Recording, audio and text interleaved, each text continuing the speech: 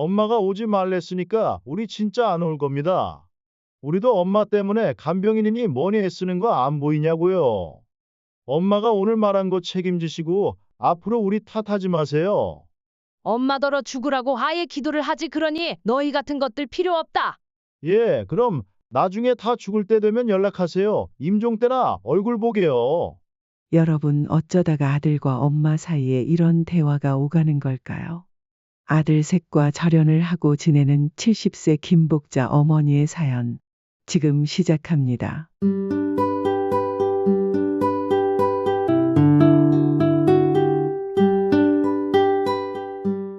안녕하세요. 저는 올해 70세이고 아들이 셋이나 있지만 지금은 그들과 얼굴을 보지 않고 지냅니다.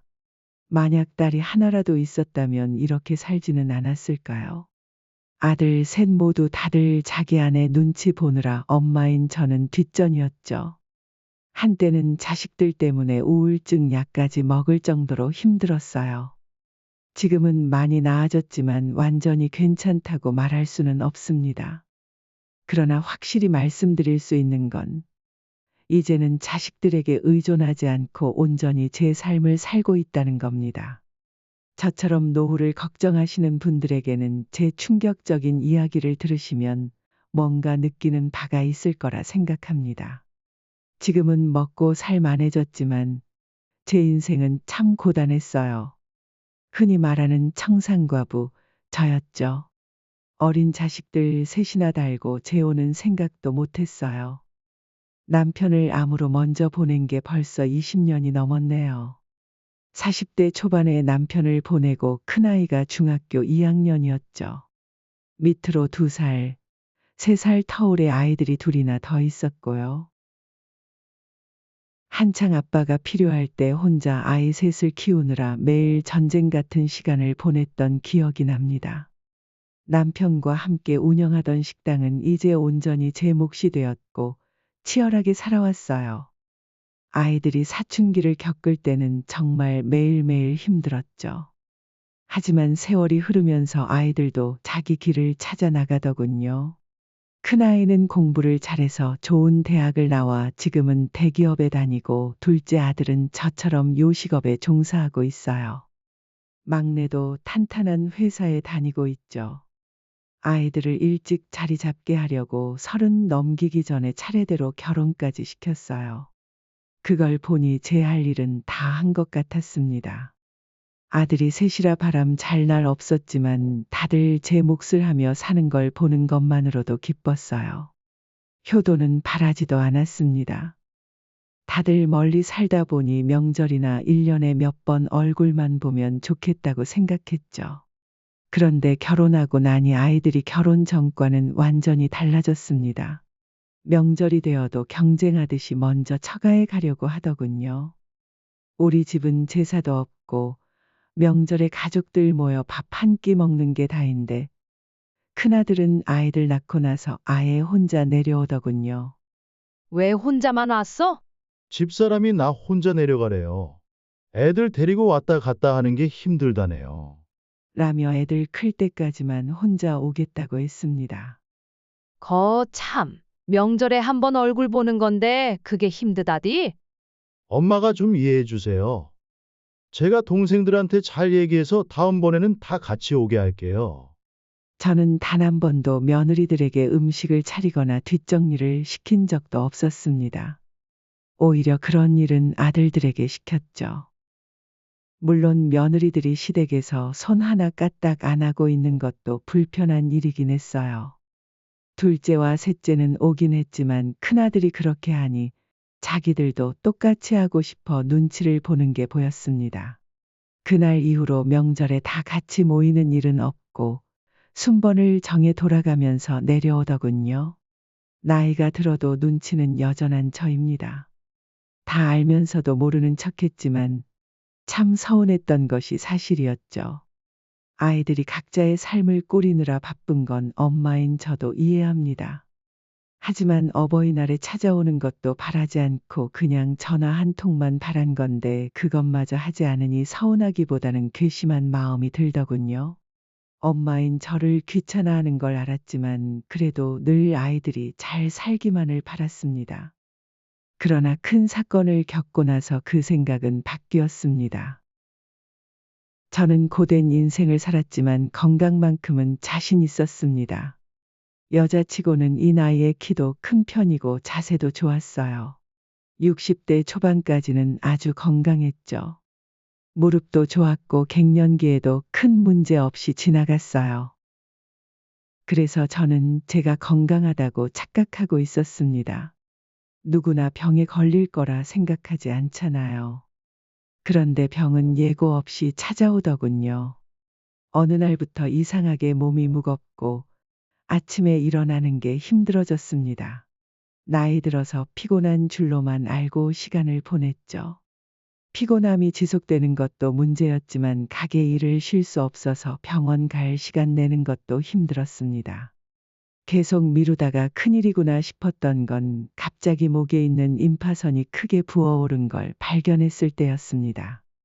열도 나고 구토 증상도 있었는데 이러다 큰일 나겠다 싶어 제가 직접 119를 불러 응급실에 갔습니다. 그때 병을 발견하게 되었죠. 병원에서 입원해서 검사를 받아보라는 권유를 받고 그날로 입원했어요. 이때도 자식들 키워봤자 소용없다 싶었습니다. 큰아들부터 차례로 전화를 돌렸는데 어느 하나 당장 내려오겠다는 놈이 없더군요. 정우야, 엄마가 몸이 안 좋아서 119 불러서 병원에 왔는데 입원을 하라 하네. 하루 정도 시간 내서 검사하는 거 엄마 옆에서 도와줄 수 있어? 병원이라고요? 갑자기 어디 아프신 거예요? 엄마가 몸이 안 좋은 지 꽤 됐어. 그래서 119 불러서 왔는데 생각보다 상태가 안 좋나 봐. 병원 입원해서 검사를 좀 받아야 한대. 집에서 아무것도 못 챙겨 왔는데 아들이 좀 와줄 수 있을까? 하지만 아들은 난감한 듯 대답했습니다. 엄마, 어쩌죠? 제가 지금 일을 빼는 게 너무 어려워요. 정민이한테 한번 물어봐요. 정민이는 자기 사업하니까 시간 좀 뺄 수 있겠지. 엄마, 내가 지금 전화를 좀 끊어야 할 것 같은데 다들 시간 안 된다고 하면 전화하세요. 내가 차라리 간병인 붙여줄게요. 간병인은 무슨 하루에 돈이 얼만데 엄마가 지금 많이 아픈 것도 아니잖아. 너는 못 온다는 거지? 아무튼 알았어. 저는 큰아들과 전화를 끊고 둘째, 셋째에게도 똑같이 부탁했지만 그놈들 중 어느 한 놈도 와주겠다는 놈이 없었습니다. 심지어 제가 어디가 아픈지는 묻지도 않았습니다. 그렇다고 며느리에게 말할 수도 없었죠. 괜히 이런 일로 며느리 부려먹고 시어머니 노릇했다는 소리 듣기 싫었거든요. 저는 하는 수 없이 가게 근처 장사하는 지인에게 부탁해 짐가방을 꾸려달라고 했습니다. 이번 기회에 건강검진을 제대로 해보자 싶어서 가볍게 생각했죠. 그런데 여러 가지 검사를 받으면서 뭔가 상황이 심상치 않다는 걸 알게 되었습니다. 의사는 보호자와 얘기를 해야 한다며 자식들이 와야겠다고 심각하게 말하더군요. 그때 직감했습니다. 내가 어딘가 크게 탈이 났구나 하고 말입니다. 하지만 바쁜 자식들에게 전화를 또 돌리는 게 싫어서 모든 걸 혼자 감당하기로 마음먹었습니다. 자식들에게 나중에 알려도 달라질 건 없으니까요. 입원해서 여러 검사를 받은 후 저에게 떨어진 병명은 뜻밖에도 악성 림프종 암이었습니다. 기술을 따지면 사기라고 하더군요. 그동안 증상이 있었을 텐데 전혀 몰랐냐는 말과 함께요. 저는 병에 대한 상식이 많지 않아서 그게 얼마나 심각한 병인지 몰랐습니다. 죽을 수도 있다는 병이라는데 처음에는 와닿지가 않더군요. 앞으로 치료 계획을 듣는 순간에도 자식들 얼굴이 하나둘 머리를 스치기만 할 뿐 하나도 귀에 들어오지 않았습니다.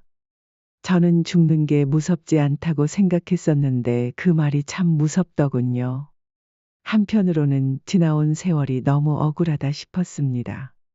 젊은 나이에 남편 없이 고생하며 가게를 일구고 겨우 살만해졌더니 병에 걸려 죽을 수도 있다는 게 너무 허망했어요.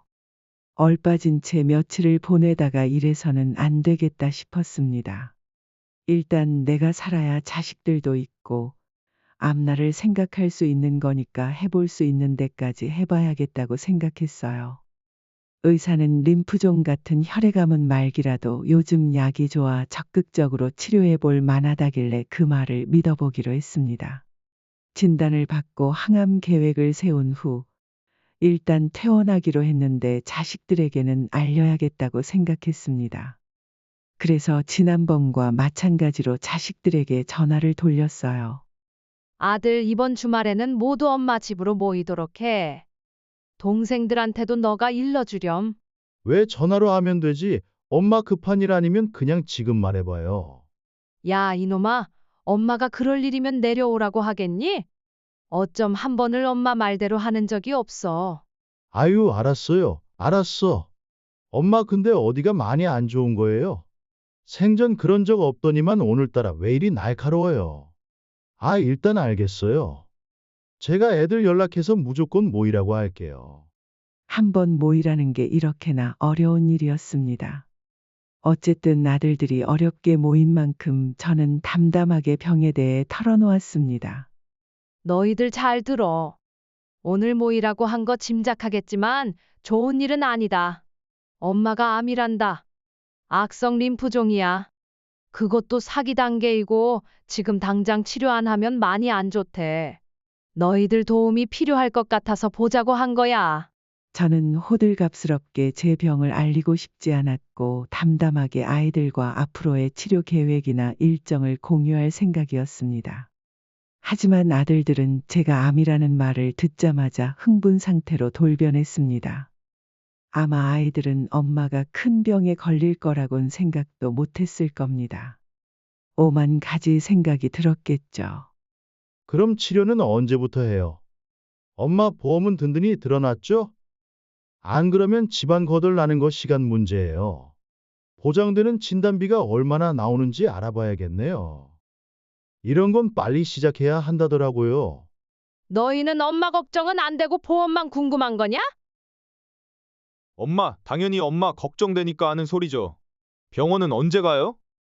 형들은 바쁘니까 내가 엄마랑 같이 갈게요. 의사 만나서 엄마 상태가 어떤지 정확하게 들어야죠. 엄마, 너무 걱정 마세요. 요즘 암은 죽을 병도 아니에요. 제 주변에도 죽는다더니 10년 넘게 사는 분도 있어요. 치료할 수 있으니까 걱정 말아요. 그나마 막내 아들만이 좀 더 걱정스러운 말을 해주더군요. 하지만 곧 아들 셋 모두 보험 증서를 가져오라며 진단비와 치료비가 얼마나 나올지 계산하기 시작했습니다. 엄마, 지금 가용 자금이 얼마나 돼요? 치료가 한두 푼 드는 게 아니니까 잔고를 넉넉하게 해두려면 처분할 수 있는 재산은 미리 처분하는 게 좋을 것 같아요. 엄마 집은 놔두고 가게랑 보험부터 정리하는 게 어때요? 엄마 재산을 정확히 말해주면 내가 알아서 정리해 볼게요. 글쎄, 아직 본격적으로 치료도 안 했는데 벌써 재산을 처분하라는 건 이른 것 같은데. 엄마도 자금이 집하고 가게 하나밖에 더 있어요. 그나마 보험을 들어놔서 다행이긴 한데 암 치료는 돈이 많이 든대요. 우리가 돈이 많으면 걱정 없겠지만 다들 살기 바쁜 거 아시잖아요. 엄마, 서운해하지 말고 일단 우리한테 전부 얘기해 주세요. 그래야 우리도 대책을 세우죠. 형, 일단 내가 의사 만나서 항암 치료랑 비용이 어느 정도 드는지 알아볼게요. 엄마, 현금 모아둔 거 그래도 있죠? 그리고 식당은 당분간 접어야겠네요. 돈도 돈이지만 엄마가 치료하려면 장사하는 게 쉽지 않을걸요. 당장 월 수입이 확 줄어드는 것도 걱정이에요. 우리도 다들 먹고 살기 바빠서 엄마한테 보태주는 게 쉬운 일은 아니거든요. 엄마, 차라리 통장이랑 재산 처분하는 걸 나한테 넘기는 게 어때요? 어차피 언젠가 엄마가 돌아가시면 다 우리 줄 거니까 미리 대비해서 내가 알고 있는 것도 괜찮을 것 같은데요. 저는 아들들이 나누는 대화를 들으며 줄곧 마음속에서 끓어오르는 화를 참고 있었는데 큰아들이 자기에게 통장을 맡기라는 말을 듣고 울컥하고 말았습니다. 뭐야, 야, 이놈아! 너는 엄마가 당장 죽을지도 모른다는데 엄마 통장을 달라는 말이 먼저 나오니? 됐다. 난 너희한테 치료비 한 푼도 도움받을 생각 없고 내일 당장 죽어도 같이 병원에 있어 달라는 말 안 할 테니 걱정 마라. 내가 너 이러려고 오늘 부른 줄 알아? 물론 현실적인 걱정이 먼저라는 건 저도 압니다. 하지만 제가 서운했던 건 아이들이 저보다 병 치료하는데 들 돈 걱정부터 하며 제 재산이 얼마나 되는지 파악해 자기들이 부담지지 않으려 했다는 점이었습니다. 엄마, 서운해하지 마세요. 자식들 입장에서는 당연히 걱정할 수 있는 거예요. 맞아요. 요즘 장사도 잘 안 돼서 어려운 거 아시잖아요. 그런데 엄마 치료비까지 부담하라 그러면 우리 집사람한테 뭐라고 말하겠어요. 엄마 치료비 걱정되는 건 사실이에요. 엄마가 장사해서 벌어봤자 큰돈 모은 건 아니잖아요. 아들들이 현실적이라는 건 알고 있었지만 막상 엄마가 병에 걸리니 돈부터 걱정하는 걸 보고 내가 자식들을 잘못 키웠구나 하는 생각이 들었습니다. 아이들을 보내놓고 나서 그날 밤 잠을 이루지 못하며 생각했습니다. 무조건 내가 암을 이겨야겠다고요. 아들들 말이 아주 틀린 건 아니지만 적어도 자식들에게 짐작 취급은 받지 말아야겠다 싶었습니다. 조금이라도 컨디션이 따라줄 때 재산이든 뭐든 정리해 놓아야겠다고 결심한 저는 치료를 받는 도중에 주변 정리를 시작했습니다. 아이들은 제가 치료를 시작하니 처음에 호들갑과는 달리 별거 아니라는 듯 행동했습니다. 다행히 제 병이 빠르게 진행되는 건 아니어서 다행이었습니다. 하지만 수술하고 나서 항암 치료를 받는 동안 저 혼자 버티기에는 너무 힘들었습니다. 수술 후 아들이 오긴 했지만 다들 생업이 있으니 간병인을 붙여주더군요. 며느리들도 각자 2번 정도 와서 들여다보고 간 게 전부였습니다. 한 번은 너무 몸이 안 좋아서 구급차에 실려간 적이 있었어요. 그때는 어쩔 수 없이 아들을 불렀는데 상황이 너무 나빠서 쇼크가 올 정도였습니다. 다행히 한 고비를 넘기고 나니 삶과 죽음이 참 덧없다는 생각이 들었습니다. 이렇게 갑자기 안 좋아져서 죽을 수도 있다는 생각이 들자 이대로 아이들과 떨어져 지내는 게 두렵기도 했습니다. 그래서 아들들에게 마지막이라고 생각하고 부탁했습니다. 엄마가 이러다가 어느 날 갑자기 죽을 수도 있겠구나 싶어. 나는 제일 무서운 게 혼자 있을 때 죽는 거다. 아마 내가 얼마 못 살지 싶다. 나는 다른 건 아쉽지 않다만 너희들 얼굴도 못 보고 죽을까봐 걱정이야. 너희도 바쁘겠지만 여건 되면 힘들어도 번갈아 내려와서 엄마 좀 들여다봐 줄 수 없겠니? 엄마 마지막일 수도 있는 시간은 가족들이랑 같이 보내고 싶어서 그런다. 들어줄 수 있지? 하지만 아들들은 엄마가 죽을지도 모른다는 걸 별로 관심 없어 보였습니다. 적어도 제 느낌에는요. 우리도 생업이 있는데 일주일에 한 번씩 내려오는 건 힘들죠. 게다가 애들이 어려서 쉬는 날에는 애들하고 시간도 보내줘야 하고요. 엄마가 매주 내려오라는 거 아니잖아. 아니면 엄마가 병원 갈 때 너희 집에 하루씩 머무는 것도 어렵겠니? 엄마도 참 그건 집사람한테도 허락을 받아야 해요. 엄마, 어차피 가망 없는 거면 굳이 그럴 필요 있어요. 집에서 차라리 편히 쉬면서 통증 조절만 하시는 게 어때요? 니들은 엄마가 죽을지도 모른다는데 마누라 눈치만 보고 바쁘다는 핑계만 대는구나.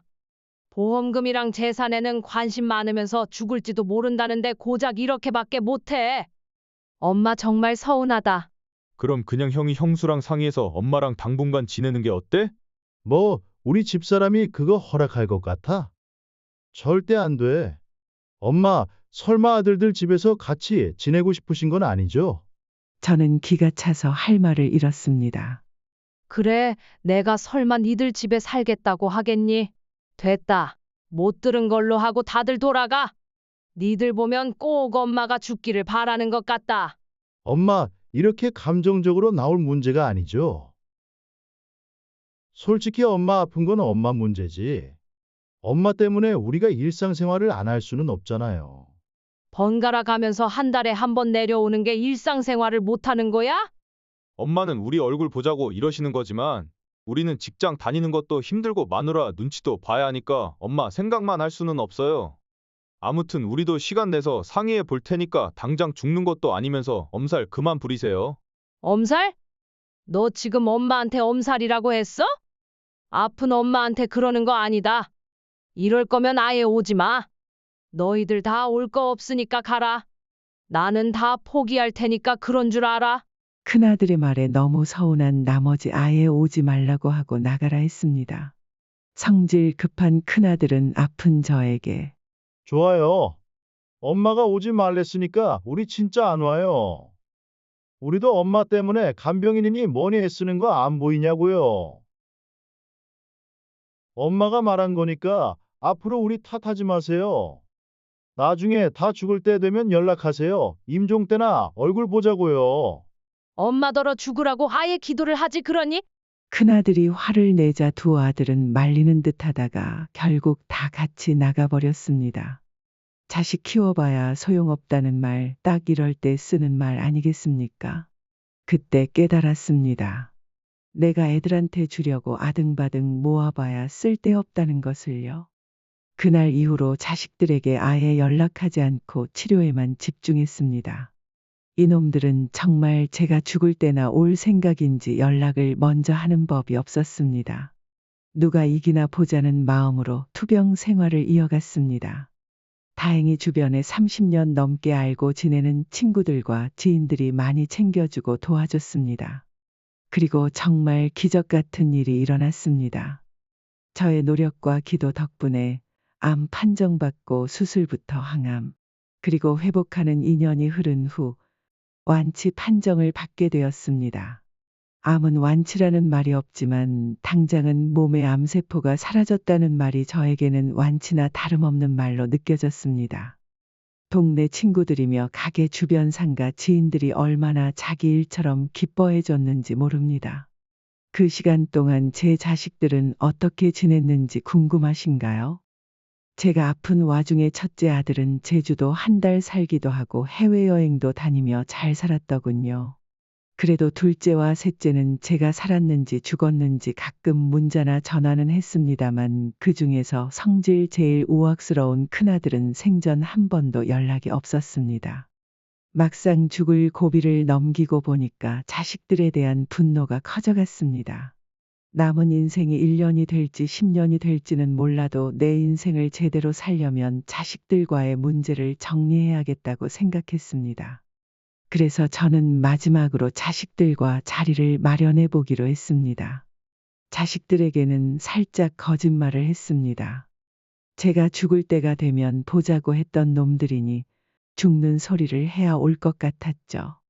사실 몸은 완쾌되었지만 자식들에게는 임종할 때가 되었다고 얼굴을 보자고 했습니다. 그러자 그놈들이 득달같이 집에 모였습니다. 그런데 엄마가 죽을 때가 됐다는 말에 왔는데 제가 멀쩡히 앉아 있으니 다들 어리둥절했습니다. 엄마, 생각보다 상태가 좋아 보이네요. 우리는 엄마가 많이 아프면 요양원에 모실 생각하고 왔죠. 보이는 거랑 다르게 내가 곧 죽을지도 모른다는구나. 하니 할 말이 있어서 너희들 다 불렀어. 너희도 짐작하고 있겠지만 내 재산 문제야. 어머, 설마요.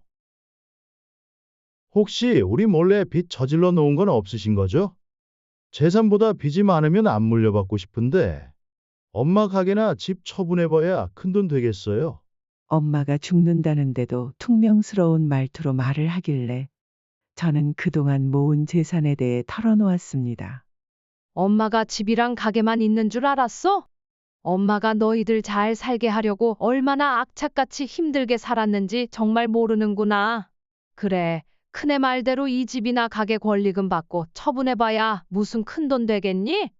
나도 안다. 그래서 내가 15년 전에 땅을 사둔 게 있었어. 근데 그 땅이 지금 많이 올랐다지 뭐냐. 사실 애들에게 말하지는 않았지만 제가 세종시의 땅을 좀 사둔 게 있었습니다. 살 때보다 무려 5배가 올라 지금은 거의 20억에 육박하는 땅이었는데요. 나중에 제가 가게를 못할 정도로 쇠약해지면 애들에게 다 정리해 줄 생각으로 가지고 있었던 땅이었습니다. 사실은 그날 아들들에게 그 땅의 존재를 밝힌 이유가 있었습니다. 제가 땅의 존재를 말하니 예상대로 아들들은 눈이 2배로 커지더군요. 저에게 등기관리증을 보여달라고 하길래 숨기지 않고 보여줬습니다. 이거 거의 로또나 다름없는데요. 진작 말해줬으면 우리가 엄마를 이렇게 놔두지 않았을 텐데 왜 이제야 말해요? 왜? 엄마가 진작 말했으면 잘했을 거니? 에이, 그런 말이 아니잖아요. 근데 엄마, 그 땅 어떻게 하시려고요? 뭘 어쩌겠니? 죽기 전에 팔 거다. 그래서 너희 부른 거야. 나는 똑같이 셋한테 나눠주려고 하니까 그렇게 알고 있어. 매매되면 내가 연락하마. 제가 공평하게 나눠주겠다고 하자 둘째와 막내는 별말 없이 수긍하는 듯했습니다. 그런데 조금 전까지 땅이 있다는 말에 흥분하던 큰아들은 버럭하고 성질을 내더군요. 엄마, 똑같이라니 찬물도 위아래가 있는데 그런 게 어딨어요? 내가 장남이잖아요. 엄마를 죽을 때까지 모셔도 내가 모실 텐데 내 몫이 많아야지. 그러자 옆에 있던 둘째, 셋째는 아무리 형이라도 그 꼴은 못 보겠다 싶었는지 형한테 따지고 들었습니다. 그게 무슨 헛소리야? 형이면 다야? 요즘 누가 형이라고 더 많이 가져가는데? 나는 용납 못해. 무조건 똑같이 나누자 이거야. 맞아, 형. 나도 막내라고 이런 거 피해보는 거 싫어. 형이 뭘 더했다고 많이 가지겠다는 거야? 절대 안 되지. 뭐야, 너희들이 감히 형한테 대드냐? 마청인 내가 더 많이 가지는 게 당연한 거야. 무조건 절반 이상은 내 거야. 안 그러면 엄마 땅 못 팔게 할 거야. 알겠어? 내 말에 토 달지 마. 형이 그렇다면 나도 가만 안 있어. 소송에서 판결 나누자? 그놈들은 땅 주인인 나를 빼고 벌써 자기 것들이라도 된 것처럼 피 터지게 말싸움을 하더군요. 저는 내 자식들이 나한테만 불효자인 줄 알았는데 돈 앞에서는 형제라는 것도 없는 놈들이라는 걸 똑똑히 봤습니다. 지금 아픈 엄마 앞에서 무슨 짓이야? 형제끼리 엄마 재산 때문에 싸우는 이런 꼴 보자고 부른 거 아니야. 당장 돌아가. 나중에 연락할 때까지 찾아오지도 말아라. 이럴 거 뻔히 알면서 너희를 부른 내가 바보였구나. 엄마, 어쨌든 형한테 절반 이상 주는 거 우린 결사 반대예요. 나중에 땅 팔면 꼭 연락하세요. 아시겠죠? 저는 애들을 그 자리에서 쫓아내 버렸습니다. 생각지도 못한 재산을 받을 생각에 그놈들은 죽는다는 엄마를 잊은 듯 아주 발랄하게 돌아가더군요. 그리고 저는 고민 끝에 그 땅을 처분하기로 결심했습니다. 아들들은 제가 땅을 팔기로 했다는 말을 한 이후로 주말마다 번갈아 찾아와 제 동태를 살피더군요. 아마 빨리 죽기를 바랐을 수도 있습니다. 물론 정말 그랬다고는 생각하고 싶지 않지만요. 몇 달 후 어렵게 땅을 팔았습니다. 그런데 애들은 제가 죽지 않고 혈색이 좋아지기만 하는 게 이상했나 봅니다. 저는 아들들에게 땅을 매매했다고 알렸는데 셋 다 아주 기쁨을 숨기지 못하더군요. 그런데 매주 따로 찾아오던 놈들이 어느 날 재산 문제를 상의해야겠다며 모이자고 하더군요. 땅은 팔았는데 엄마가 몇 달 동안 가타부타 말이 없으니 뭔가 다른 걸 알아보려는 것 같았습니다. 이번에는 며느리들까지 대동하고 나타났습니다. 멀쩡해 보이는 저를 보고 내심 놀라는 듯 보였습니다. 그놈들 속내가 뻔히 보였지만 한 번은 겪고 넘어가야 할 일이긴 했습니다. 큰아들은 대뜸 이러더군요. 얼굴 좋아 보이네요. 오늘 엄마 유언장 쓰는 문제 논의하려고요. 엄마 돌아가시고 나서 우리끼리 싸우는 걸 보고 싶으신 거 아니죠? 그럼 오늘 유언장 작성하고 공증까지 해놓자고요. 제가 절반 가져가는 건 100번 양보해서 3분의 1보다 조금 더 가져가는 걸로 하고요. 그러자 둘째와 막내가 어이없는 소리를 했습니다. 땅 판 돈 잘 가지고 계세요. 그 돈 묵혀봐야 뭐 하겠어요? 형은 유언장 쓰자고 하지만 솔직히 저는 반대예요. 엄마 살아있을 때 조금이라도 받고 싶어요. 저 이번에 가게 늘리는 거 아시죠? 사실 엄마한테 받을 땅값 생각해서 대출 풀로 당겨서 썼거든요. 그래서 좀 사정이 급해요. 엄마, 내 사정 봐서 조금 일찍 매매한 돈 증여해 주시면 안 될까요? 엄마, 저도 우리 집사람 커피숍 차려주려고 상가 월세 계약했어요. 인테리어도 대출 받아서 했고 당장 다음 달부터 월세며 돈 나갈 거 많은데 우리 그냥 그 돈 빨리 나눠주세요.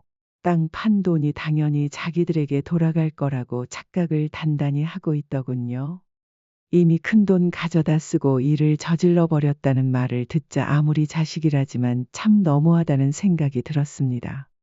큰아들이 유언장이라는 단어를 입에 올린 것도 충격적이었습니다. 내가 땅 팔아서 너희 준다고 했니? 왜 엄마한테 물어보지도 않고 니들 맘대로 이러는 거니? 땅 팔았다고 말한 걸 니들 주겠다는 걸로 잘못 알아들었구나. 나는 내 땅 판 돈 아들들한테 줄 생각 없어. 그리고 이것도 말해야겠구나. 너희한테 좋은 소식인지 나쁜 소식인지 모르겠지만 엄마 병 다 나았단다. 안 죽는다는데 어쩌니? 혹시 엄마 죽는 거 바란 건 아닐 거라 믿는다. 아무리 니들이 엄마 생각을 안 해도 죽기 바랬다고 생각하기는 싫구나. 엄마 다 나았고 땅 판 돈 줄 생각 없어. 엄마가 다 써버리고 죽을 생각이니 다들 돌아가. 그 말을 들은 며느리와 아들들은 놀라서 뒷목까지 잡는 신용을 했습니다. 엄마, 근데 왜 우리한테는 죽는다고 거짓말했어요? 그럼 엄마 병원 다 나았다는 거죠? 그래, 몸에 있던 암세포는 이제 없어. 근데 죽다 살아나 보니까 니들이 다시 보이더라. 아픈 엄마 앞에서 재산 더 갖겠다고 싸움질이나 하고.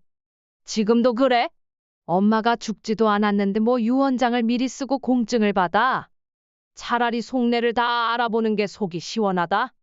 오늘부터 너희들 엄마는 죽었다고 생각해라.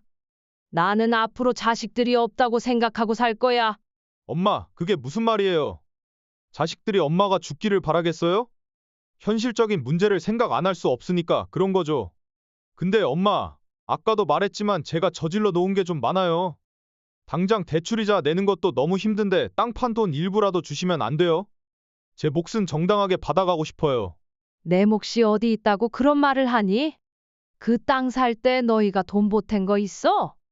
엄마 힘으로 샀고 이제 팔아서 돈 받았으니까 엄마가 하고 싶은 대로 다 쓸 거야. 내가 주기 싫다는데 니들이 어쩔 거야? 나중에 내가 죽고 나서 쓰다 남은 돈은 나눠 가져도 상관없다만 지금은 너희들한테 한 푼도 줄 수 없어. 언성을 높이니 며느리들은 자기들끼리 수근거리고 아들들은 아주 난리가 났습니다. 특히 큰아들은 화를 꾹 참는 게 제 눈에 보였습니다. 엄마, 제가 마지막으로 말할게요. 우리 셋 다 지금 저질러 놓은 거 수습하려면 엄마 돈이 필요해요.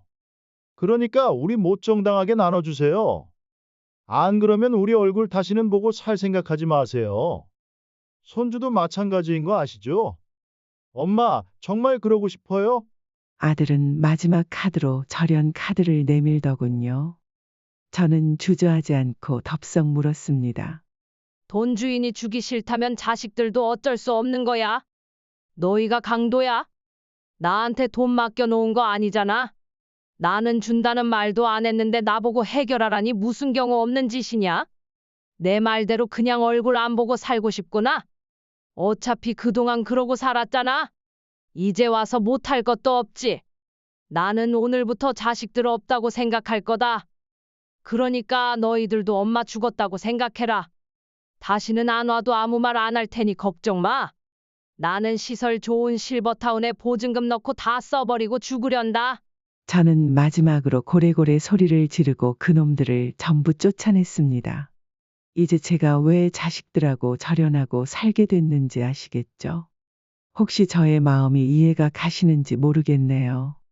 누군가는 재산이 뭐라고 자식 주고 얼굴 보고 살지 왜 그러냐고 할 수도 있을 겁니다. 하지만 죽을 고비 넘겨가며 힘든 일을 겪을 때 자식들이 등 돌리던 거 생각하니 용서가 쉽지 않습니다. 그 뒤 아들들과 완전히 연락을 끊어버린 저는 식당도 정리하고 지금은 매달 나오는 연금과 이자 소득 그리고 가게 월세로 제법 풍족한 삶을 누리며 삽니다. 나중에 정말 외로우면 실버타운에 들어가는 것도 고민하고 있습니다만 아직은 살던 동네에서 지내는 게 좋습니다. 저는 지금 삶이 덤이라고 생각합니다. 죽을 뻔했다가 살았으니 덤이죠. 그래서 남은 여생은 굳이 자식들에게 목매지 않고 저만 생각하며 살려 합니다. 물론 혹시 모를 사태에 대비해 유언장도 잘 써두었습니다. 죽을 때 남는 재산이 있다면 사회에 환원할 생각이지 아들들에게는 줄 생각이 없네요. 이런 얘기 해봤자 제 자식 잘못 키운 거 알리는 꼴이라 많이 망설였습니다.